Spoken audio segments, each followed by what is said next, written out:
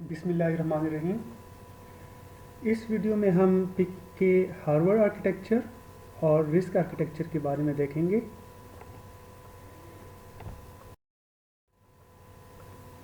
देखिए, अगर हम किसी भी माइक्रो प्रोसेसर की बात करें तो माइक्रो प्रोसेसर के अंदर जो मेमोरी होती है वो दो हिस्सों में तकसीम होती है, कोड रोम और डेटा रैम। कोड रोम के अंदर प्रोग्राम या कोड स्टोर होता है, जबकि डेटा रैम के अंदर डेटा स्टोर होता है। शुरू के जो कंप्यूटर्स थे उनमें सीपीयू एक ही बस के ज़रिए कोड रोम से कोड उठाता था और उसी बस के ज़रिए डेटा रैम से डेटा उठाता था। अब इस तरह का आर्किटेक्चर अगर किसी कंप्यूटर के अंदर है तो हम कहते हैं कि इसमें वान न्यूमन आर्किटेक्चर इम्प्लीमेंट हुआ है। वान न्यूमन आर्किटेक्चर चूँकि प्रिंसटन यूनिवर्सिटी में डिज़ाइन हुआ था तो इसको प्रिंसटन आर्किटेक्चर के नाम से भी याद किया जाता है। अब इस तरह के आर्किटेक्चर में, मतलब वान न्यूमन आर्किटेक्चर में, इशू ये आता है कि चूँकि एक ही बस के ज़रिए डेटा भी फैच हो रही है और कोड भी फैच हो रही है, अब ये दोनों चीज़ें हो सकता है, मोस्ट पॉसिबल है कि ये एक दूसरे के दरमियान आए। मतलब जब कोड फैच हो रहा होता है तो डेटा फैच होने का इंतज़ार करना पड़ेगा, या जब डेटा फैच हो रही है तो हमें कोड फैच करने का इंतज़ार करना पड़ेगा, जिसकी वजह से इसकी जो प्रोसेसिंग स्पीड है वो स्लो हो जाती है। अब इसका हल आगे फिर हार्वर्ड आर्किटेक्चर में ढूंढा गया। हार्वर्ड आर्किटेक्चर में क्या किया जाता है कि कोड फैच करने के लिए अलग बस यूज़ होती है, जबकि डेटा फैच करने के लिए अलग बस का इस्तेमाल किया जाता है। इसका मतलब ये हुआ कि अगर किसी कंप्यूटर के अंदर हार्वर्ड आर्किटेक्चर इम्प्लीमेंट हुआ है तो उस कंप्यूटर में 4 सेट ऑफ बसेस होंगी। एक सेट डेटा बसेस का जो सीपीयू में डेटा को लेके आए और सीपीयू से डेटा लेके जाए। एक सेट एड्रेस बसेस का जो डेटा को एक्सेस कर सके, और एक सेट उन डेटा बसेस का जो कोड को सीपीयू में लेके आए, और इसी तरीके से एक सेट एड्रेस बसेस का जो कोड को फैच कर सके, जो कोड को एक्सेस कर सके। किसी कंप्यूटर में अगर हार्वर्ड आर्किटेक्चर इम्प्लीमेंट है तो उसमें फिर ये 4 सेट ऑफ बसेस होंगी। डेटा बसेस के 2 सेट्स, एक डेटा बस का सेट जो डेटा को सीपीयू में लेके आए या सीपीयू से डेटा को लेके जाए, और एक सेट डेटा बसेस का जो कोड को लेके आए। ये 2 सेट डेटा बसेस के होंगे, और इसी तरीके से 2 सेट्स होंगे एड्रेस बसेस के लिए। एक सेट एड्रेस बसेस का जो डेटा को एक्सेस कर सके, और एक अलग से सेट होगा एड्रेस बसेस का जो कोड को एक्सेस कर सके।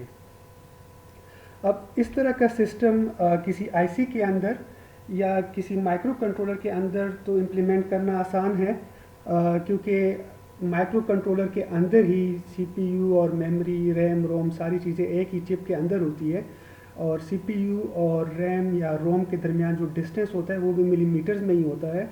वहाँ पर तो इस तरह का सिस्टम इम्प्लीमेंट करना, इस तरह का आर्किटेक्चर इम्प्लीमेंट करना आसान होता है। लेकिन अगर हम किसी जनरल पर्पस प्रोसेसर की बात करते हैं, किसी पर्सनल कंप्यूटर की बात करते हैं, या किसी वर्क स्टेशन की बात करते हैं, तो वहाँ पर ये काफ़ी मुश्किल हो जाएगा, क्योंकि वहाँ पर काफ़ी डिस्टेंस होता है सीपीयू के दरमियान, सीपीयू और मेमोरी के दरमियान। तो वहाँ पर इतनी ज़्यादा वायर्स बिछाना काफ़ी एक मुश्किल काम इन इटसेल्फ हो जाएगा, और दूसरा उसकी कॉस्ट पे भी काफ़ी फ़र्क पड़ता है। लाइक अगर हम पेंटियम की बात करते हैं तो पेंटियम प्रोसेसर में वहाँ पर हमारे पास 32 बिट का एड्रेस बस होता है, जबकि अगर 64 बिट का डेटा बस है तो 64 + 32 96 वायर्स तो ये हो जाती है। फिर अगर हम साथ में कंट्रोल बसेस को भी मिला दें, तो अगर हम वान न्यूमन आर्किटेक्चर उसमें इम्प्लीमेंट करें तो वान न्यूमन आर्किटेक्चर में सिर्फ वान न्यूमन में ही तकरीबन 100 के लगभग वायर्स बन जाती है। अब अगर हम उसी पर्सनल कंप्यूटर या वर्क स्टेशन में उसी पेंटियम के अंदर हार्वर्ड आर्किटेक्चर इम्प्लीमेंट करना चाहें तो ये अमाउंट डबल हो जाएगी, मतलब तकरीबन 200 के अराउंड ये वायर्स बन जाती है। جو کہ کافی ایک ڈیزائنر کے لیے ایک مشکل کام ہوگا. پھر اس کے علاوہ اگر ہارورڈ آرکیٹیکچر ہے تو مائکرو پروسیسر میں جو اس سے جو پنز کی تعداد ہوتی ہے وہ پنز کی تعداد بھی کافی زیادہ ہو جائے گی. سو اس لیے جب ہم مائکرو کنٹرولرز کی بات کرتے ہیں تو مائکرو کنٹرولرز کے اندر تو ہارورڈ آرکیٹیکچر امپلیمنٹ کرنا ریلیٹیولی آسان ہوتا ہے. سو وہاں پر ہارورڈ آرکیٹیکچر کو پسند کیا جاتا ہے, لیکن پرسنل کمپیوٹرز یا ورک اسٹیشن میں اب بھی وان نیومن آرکیٹیکچر کو پریفر کیا جاتا ہے. دوسری بات یہ کہ اگر ہم مائکرو کنٹرولرز میں ہی دیکھیں تو اگر کسی مائکرو کنٹرولر کے اندر تو ہارورڈ آرکیٹیکچر امپلیمنٹ ہوتا ہے, لیکن اگر اس کے ساتھ کوئی ایکسٹرنل میموری یا ایکسٹرنل ریم یا روم اس کے ساتھ اٹیچ ہے تو اس ایکسٹرنل ریم یا روم کو ایکسیس کرنے کے لیے ابھی بھی وان نیومن کو ہی یوز کیا جاتا ہے. ایک امپورٹنٹ کویشچن ہے کہ سی پی یو کی پروسیسنگ پاور کو کیسے بڑھایا جائے. سو 3 طریقوں سے سی پی یو کی پروسیسنگ پاور کو انکریز کیا جا سکتا ہے. پہلا میتھڈ تو یہ ہے کہ اس کی ساتھ جو کلاک فریکوینسی جو کلاک اٹیچ ہوتی ہے اس کی فریکوینسی بڑھائی جائے. اب ہمیں پتہ ہے کہ فریکوینسی اور ٹائم پیریڈ ایک دوسرے کے انورس ہوتے ہیں. سو جب ہم فریکوینسی انکریز کریں گے تو آٹومیٹیکلی اس کا جو ٹائم ہوگا ایگزیکیوٹ ہونے کا وہ کم ہو جائے گا. سو جتنا ہم فریکوینسی بڑھائیں گے تو اتنا اس کی پروسیسنگ سپیڈ بہتر ہوگی. لیکن اس میتھڈ کا ڈرا بیک یہ ہے کہ جب ہم فریکوینسی بڑھاتے ہیں کسی بھی سگنل کی, کسی بھی کلاک کی, جب ہم فریکوینسی انکریز کرتے ہیں تو ایک تو یہ ہے کہ اس کی پاور ریکوائرمنٹ زیادہ ہو جاتی ہے, اس کو زیادہ پاور چاہیے ہوتی ہے. زیادہ فریکوینسی کا مطلب یہ ہے کہ اس کو زیادہ پاور کی ضرورت ہوگی. اور دوسری جو بڑی ڈرا بیک ہے وہ ہے ہیٹ ڈیسیپیشن کی. فریکوینسی انکریز ہونے سے وہ سسٹم بہت جلدی مطلب ہیٹ اپ ہو جاتا ہے, اور یہ زیادہ ایشو آتا ہے ہینڈ ہیلڈ ڈیوائسز میں. اور جب ہم مائکرو کنٹرولرز کی بات کرتے ہیں تو مائکرو کنٹرولرز کی بہت زیادہ یوسیجز جو ہوتی ہے وہ ہینڈ ہیلڈ ڈیوائسز میں آتی ہے, جو چھوٹے ڈیوائسز ہوتے ہیں. سو ہمیشہ ایک بیلنسڈ اپروچ اس میں دیکھا جاتا ہے کہ آپ فریکوینسی بھی انکریز کریں لیکن ساتھ میں یہ بھی دیکھیں کہ اس کی پاور ریکوائرمنٹس اور اس کی ہیٹ ڈیسیپیشن وہ بھی کنٹرول میں ہی رہے. دوسرے یہ کہ ہارورڈ آرکیٹیکچر کو امپلیمنٹ کیا جائے. ہارورڈ آرکیٹیکچر میں ابھی ہم نے دیکھا کہ اس میں الگ بسز یوز ہوتی ہے, کوڈ فیچ کرنے کے لیے الگ بس ہوتی ہے اور ڈیٹا فیچ کرنے کے لیے الگ بس ہوتی ہے. سو جس سے بھی پروسیسنگ سپیڈ یا پروسیسنگ پاور کسی بھی سی پی یو کی بہتر ہو جاتی ہے. اور تیسرا یہ ہے کہ رسک آرکیٹیکچر یوز کیا جائے. رسک مطلب ریڈیوس انسٹرکشن سیٹ کمپیوٹر, یہ آرکیٹیکچر یوز کیا جائے تو اس سے بھی اس کی پروسیسنگ پاور بہتر ہوتی ہے. جو مائکرو چپ کے ڈیزائنرز ہیں انہوں نے یہ تینوں میتھڈز یوز کیے ہیں پک 18 کی پروسیسنگ پاور کو بہتر کرنے کے لیے. اوکے, رسک آرکیٹیکچر کو دیکھتے ہیں کہ یہ کیا چیز ہے اور یہ وجود میں کیسے آئی. بیسیکلی ہوتا یہ تھا کہ شروع میں جو سی پی یو کے ڈیزائنرز تھے وہ کرتے کیا تھے کہ جتنا ان سے ہو سکتا تھا وہ سی پی یو کے اندر انسٹرکشنز ڈال دیتے تھے, جس کی وجہ سے ایک تو انسٹرکشنز کی تعداد بہت زیادہ ہو جاتی تھی. دوسرا یہ جو ان میں سے کافی انسٹرکشنز ایسے تھے جو کہ کافی کمپلیکس ٹاسک پرفارم کرتے تھے, جس کی وجہ سے ان سی پی یوز کو سسک آرکیٹیکچر یا کمپلیکس انسٹرکشن سیٹ کمپیوٹرز کہا جانے لگا. بعد میں یہ دیکھا گیا کہ اس میں سے کافی ایسے انسٹرکشنز ہیں جو کہ کبھی پروگرامرز کبھی یوز ہی نہیں کرتے. ڈیزائنرز تو اس میں ڈال دیتے تھے جس کی وجہ سے اس کے اندر جو انسٹرکشن سیٹ ہوتی تھی وہ کافی پھیل جاتی تھی, کافی زیادہ ہوتی تھی, لیکن ان میں سے کافی انسٹرکشنز کبھی یوز نہیں ہوتے تھے, جس کی وجہ سے جو ڈیزائنرز تھے انہوں نے پھر یہ کیا کہ آگے جتنی بھی سی پی یوز وہ ڈیزائن کرتے تھے ان میں انہوں نے اس انسٹرکشن سیٹ کو کافی محدود کر دیا, ریڈیوسڈ کر دیا, محدود کر دیا, جس کی وجہ سے پھر یہ رسک آرکیٹیکچر کہلانے لگے یا ریڈیوس انسٹرکشن سیٹ کمپیوٹرز کہلانے لگے. Difference basically number of instructions کا ہے. رسک کا پھر ظاہری بات ہے ڈس ایڈوانٹیج جو ہے وہ یہی ہے کہ سارا برڈن پروگرامر پہ آ جاتا ہے کہ اس نے اگر کمپلیکس ایکٹیویٹیز پرفارم کرنی ہے تو وہ اپنے پروگرام کے ذریعے انہی محدود انسٹرکشنز کو یوز کرتے ہوئے ان کمپلیکس ایکٹیویٹیز کو پرفارم کرے گا.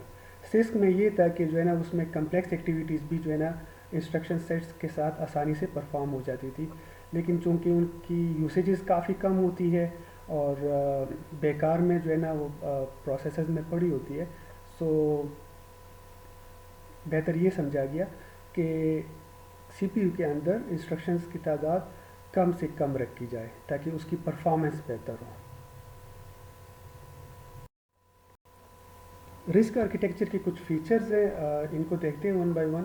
جو پہلی فیچر ہے دیٹ از کہ رسک آرکیٹیکچر میں جو انسٹرکشن کا سائز ہوتا ہے وہ فکسڈ ہوتا ہے. اب اگر ہم سسک کی بات کریں, سسک آرکیٹیکچر کی بات کریں, لائک 8051 مائکرو کنٹرولر ہو گیا. 8051 مائکرو کنٹرولر میں انسٹرکشن کا سائز ویری کر رہا ہوتا ہے. وہاں پر انسٹرکشن کچھ ایسے انسٹرکشنز ہیں جو 1 بائٹ کے ہیں, کچھ انسٹرکشنز 2 بائٹس کے ہیں, کچھ انسٹرکشن 3 بائٹس کے ہیں. اب جب انسٹرکشن کا سائز ویری کرتا ہے تو یہ انسٹرکشن ڈیکوڈر کا کام کافی مشکل کر دیتا ہے. اور وہ کیسے, کیونکہ اس کو پتہ نہیں ہوتا کہ جب اس میں کوئی انسٹرکشن آ جائے تو اسے یہ کلیریفائی کرنا پڑتا ہے پہلے کہ آیا یہ انسٹرکشن 1 بائٹ کا ہے یا اسے دوسری بائٹ کا ویٹ کرنا ہے یا اسے تیسری بائٹ کو بھی فیچ کرنا ہے. تو ایک تو اس میں وہ اچھی خاصا ٹائم جو ہے نا وہ ویسٹ کر دیتا ہے. اب یہ ایشو رسک میں نہیں ہوتا. رسک میں جو انسٹرکشن کا جو سائز ہوتا ہے وہ فکسڈ ہوتا ہے. سو جو انسٹرکشن ڈیکوڈر رجسٹر ہے اس کو پتہ ہوتا ہے کہ جو انکمنگ انسٹرکشن ہے وہ 2 بائٹ کی ہے یا 3 بائٹ کی ہے. سو جتنے بھی انسٹرکشنز ہوتے ہیں جو رسک آرکیٹیکچر میں, ان کا سائز فکسڈ ہوتا ہے, جس سے جو پروسیسنگ ہوتی ہے کافی اسپیڈ اپ ہو جاتی ہے. اوکے, جو سیکنڈ فیچر ہے رسک کا وہ یہ ہے کہ رسک آرکیٹیکچر میں بہت زیادہ تعداد ہوتی ہے رجسٹرز کی. سو پروسیسر کے اندر اچھی خاصے رجسٹرز ہوتے ہیں ڈیٹا کو ٹیمپرری اسٹور کرنے کے لیے. جب رجسٹرز کی تعداد زیادہ ہوگی تو آٹومیٹیکلی پھر ہمیں اس طرح کے آرکیٹیکچر میں اسٹیک کی ضرورت کم پڑے گی. ایسا نہیں ہے کہ رسک میں ہم اسٹیک کو امپلیمنٹ نہیں کر سکتے, لیکن جو افادیت یا جو اہمیت ایک اسٹیک کی سسک میں ہوتی ہے وہ رسک میں نہیں ہوتی, کیونکہ رسک میں آلریڈی اچھی خاصی رجسٹرز ہوتے ہیں ٹیمپرلی ڈیٹا کو اسٹور کرنے کے لیے. اسٹیک جو ہے نا اس سے ڈیٹا فیچ کرنا وہ ریلیٹیولی سلو ہوتا ہے, کیونکہ ہمیں پتہ ہے کہ اسٹیک میں فرسٹ ان لاسٹ آؤٹ ہوتا ہے. So as compare to stack, registers کا ہونا کسی بھی آرکیٹیکچر میں اس کی پروسیسنگ پاور کے لیے کافی مفید ہوتا ہے, کافی بہتر ہوتا ہے. جو تیسرا فیچر ہے وہ ہے اسمال انسٹرکشن سیٹ. رسک کو اگر ہم سسک آرکیٹیکچر کے ساتھ کمپیئر کریں تو سسک آرکیٹیکچر میں ہمارے پاس انسٹرکشن سیٹس کی تعداد بہت زیادہ ہوتی ہے, بہت زیادہ انسٹرکشنز ہوتے ہیں, ہر قسم کے انسٹرکشن ہوتے ہیں اور ہر قسم کی کمپلیکس سے کمپلیکس ایکٹیویٹی کو پرفارم کرنے کے لیے انسٹرکشنز ہوتے ہیں. جبکہ رسک میں یہ انسٹرکشن سیٹس کی تعداد کافی محدود ہو جاتی ہے, کافی ریڈیوسڈ ہو جاتی ہے. اس کا ڈرا بیک آٹومیٹیکلی پروگرامر کے اوپر آ جاتا ہے کہ اس پروگرامر نے وہ ساری کمپلیکس ایکٹیویٹیز جو ہے نا وہ پھر اپنے پروگرام کے ذریعے جو ہے نا سالو کرنے ہوتے ہیں, جس کی وجہ سے ظاہری بات ہے لینتھی پروگرامز بنتے ہیں اور لینتھی پروگرامز پھر میموری میں زیادہ اسپیس لیں گے. لیکن اگر ہم میموری کی بات کریں تو میموری چونکہ چیپ ہوتی ہے, سستی ہوتی ہے, سو وہ افورڈ ہو جاتا ہے ڈیزائنر کے لیے. ڈیزائنر اس کو افورڈ کر لیتا ہے کہ ٹھیک ہے میموری تو وہ زیادہ لگا رہا ہے, لیکن یہ ہے کہ اس کی پروسیسنگ پاور, اس کی پروسیسنگ پہ کافی پروسیسنگ اسپیڈ پہ کافی فرق آتا ہے اور وہ کافی بہتر ہو جاتی ہے ایز کمپیئر ٹو سسک.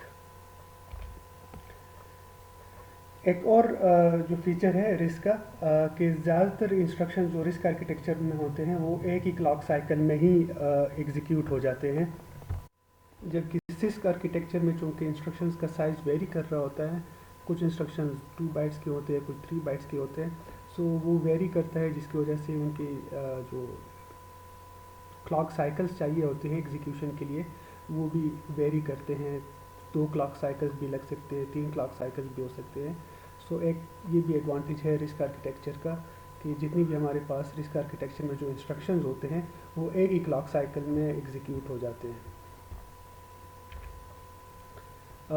ایک اور جو فیچر ہے رسک کا وہ یہ ہے کہ رسک آرکیٹیکچر میں الگ بسیز ہوتی ہے ڈیٹا کو فیچ کرنے کے لیے, اور اس طریقے سے الگ بس ہوتی ہے کوڈ کو فیچ کرنے کے لیے.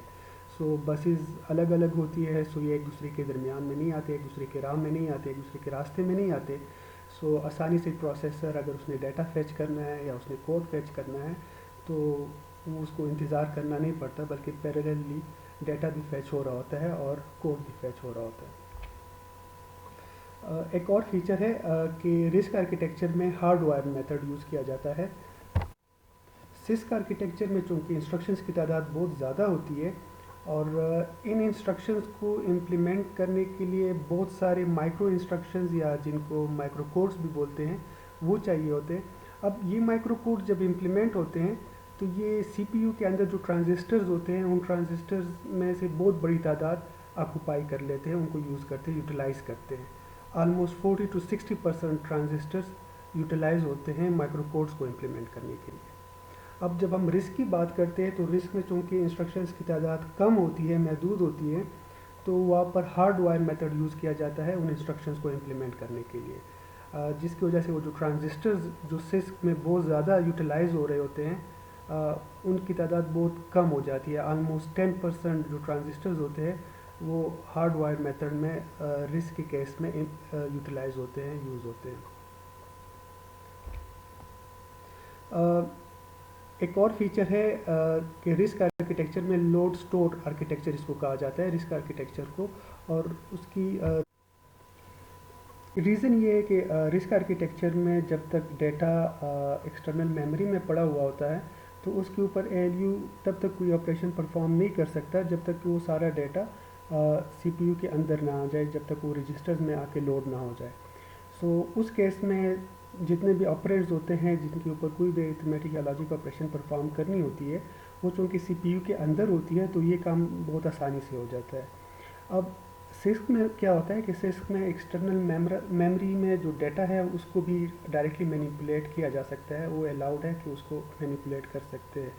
اب اس کا ڈرا بیک یہ ہوتا ہے کہ ڈیٹا اگر کسی ایکسٹرنل میموری میں ہے اور اس کے اوپر کوئی بھی ایل یو نے کوئی بھی آپریشن پرفارم کرنا ہے تو ایکسٹرنل میموری سے ڈیٹا لے کے آنا اور پھر اس کے اوپر کام کرنا ہے تو اس میں کافی ٹائم لگ سکتا ہے، کیونکہ ہو سکتا ہے بسز کہیں اور بزی ہو، یا ایکسٹرنل میموری ہے تو ایکسٹرنل میموری سے فیچ کرنا، مطلب کافی سارے ریزنز ہو سکتے ہیں، تاکہ کافی سارے ریزنز ہو سکتے ہیں اس کو اس میں ڈیلے آنے میں۔ سو جس کی وجہ سے ہمیشہ جو رسک ہے وہ بہتر سمجھا جاتا ہے اس کیس میں، کیونکہ وہ لوڈ سٹور آرکیٹیکچر ہوتا ہے۔ پہلے ڈیٹا کو جو ہے نا سارے آپرینٹس کو سی پی یو میں لے کے آیا جاتا ہے، پھر اس کے بعد اس کے اوپر جو بھی آپریشن ہوتے ہیں وہ آپریشن پرفارم کیا جاتا ہے۔